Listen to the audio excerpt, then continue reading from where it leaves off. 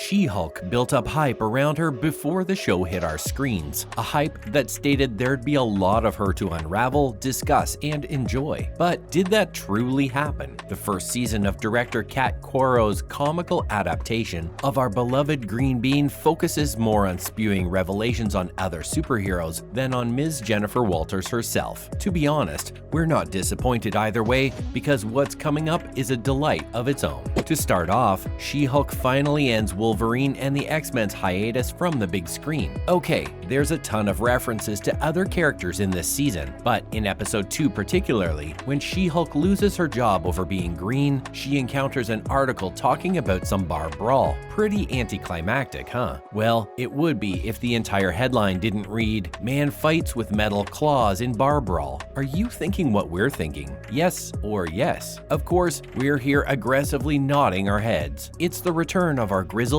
tumbling, scratch and pummel hero, the Wolverine. Unless the individual has pointed hair and always says bub, this is a dead-on description. Nevertheless, Wolverine's presence in this small, minuscule instance, exclusive to only the most eagle-eyed of fans, is unmistakable. The one with the sharp claws, if you will. He has starred in several X-Men films and is considered the greatest in his craft of absolute mayhem. Before you go calling for the sheriff, saying that this may possibly be another mutant dubbed Porcupine, remember that the short glances we've previously gotten of this spiky nobody in the trailers do not feature metal claws. It'd be such a bummer if it weren't Wolverine. Moving on, will our Green Bean girl in green get noticed in the X-Men? One thing we found disappointing over the course of She-Hulk was how casually the limelight was stolen from her. Come on, Marvel. You have a mutant here who smashes cars into smithereens, pounces into the air while making sonic booms, and possesses sass that Hulk would never, and you're shadowing her with the likes of Captain America's sex life? That mention was pretty hilarious though. A jacked up superhero who is probably 100% getting his intimate life blown all over is nothing short of insane, but that's not what we wanted to talk about. It's great that Wolverine and his band of misfits are coming back with a refreshed cast, but hello, She-Hulk, we truly hope there's a lot more of her gamma-charged awesomeness to still be seen. The X-Men can come back and reign all over their side, but our favorite attorney at law needs her own spotlight, please. Also, where does Wolverine and the X-Men fit in the MCU? At the time this video was made, we mentioned this because Marvel is notorious for changing timelines, multiverses, and killing off or bringing back heroes and villains at a whim's notice. The Marvel multiverse is quite blown up.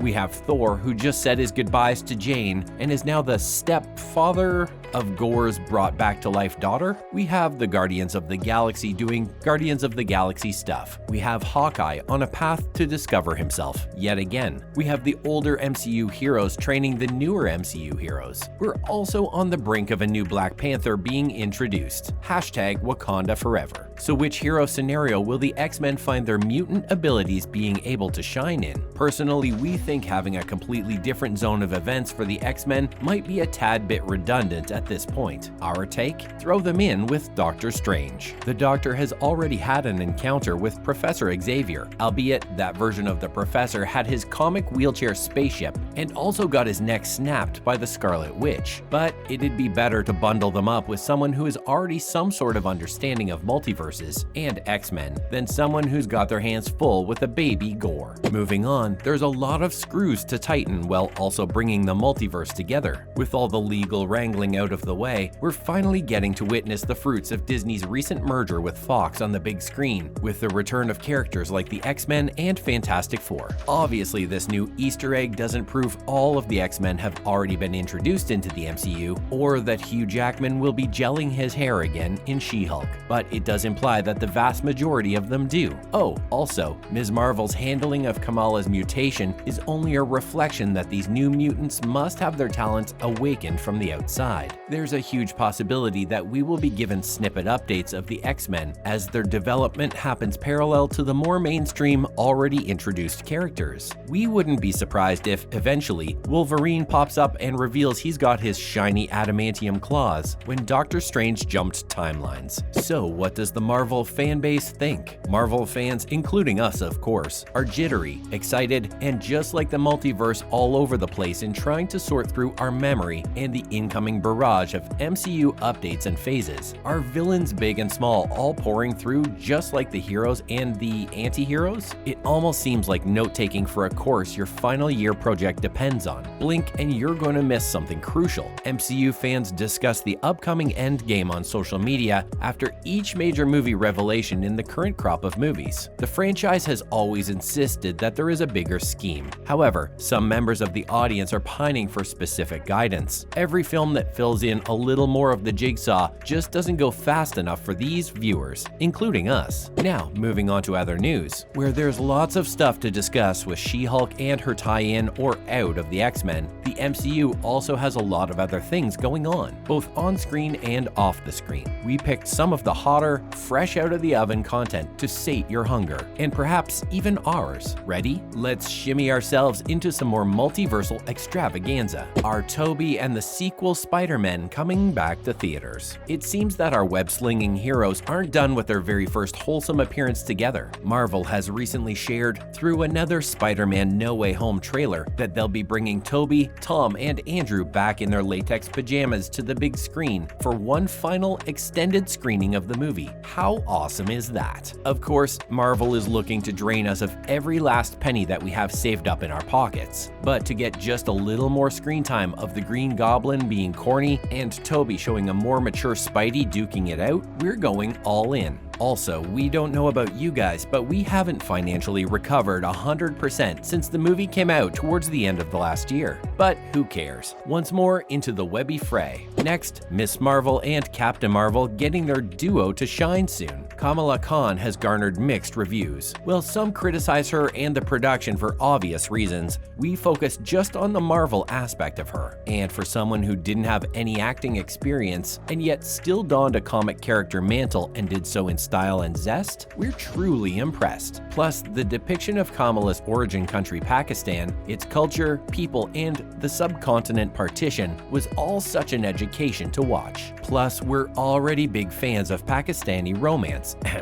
But that's not the topic. Shake it off. If you guys didn't watch Ms. Marvel till the very end, there's a brief cameo by Carol Danvers, who transitions out of a closet that Kamala falls into, followed by a message on the screen saying Kamala will be back in The Marvels, which is kind of a no-brainer that Captain Marvel will be leading them. We're super excited to see how this unfolds because both ladies have unique powers, with one having the power of a literal star inside her, and the other not even belonging to this world, a djinn. Finally, Marvel cuts a beloved character's cameo from Ant-Man 3. Tom Sharpling, one of Paul Rudd's amigos in the previous two movies, will sadly have his character scrapped from the upcoming Quantumania. It's devastating because the actor-comedian delivered some nice lines and helped alleviate the mood whenever we saw him on screen. For whatever reasons though, he won't be coming back for now. Shockingly enough, Tom had to learn the news when hosting his show on live TV. He expressed his dismay quite subtly, but there was a visible disappointment in not being able to share the screen with Ant-Man. Although Sharpling will not be appearing in Ant-Man 3, the comedian already had 2 cameos for the previous Ant-Man films deleted from the MCU. Just like us, Sharpling must be in shock right now after hearing the news in the media. He would have made a welcome addition to the cast of the upcoming movie, but we suppose reminiscing his previous screen time is about all the ado we're going to get from this character. That's a wrap for this video. What do you think about the downpour of new and old characters pouring into our cinema screens? Let us know in the comments below. Make sure to give this video a thumbs up and subscribe to our channel for more videos like this. See you in the next one.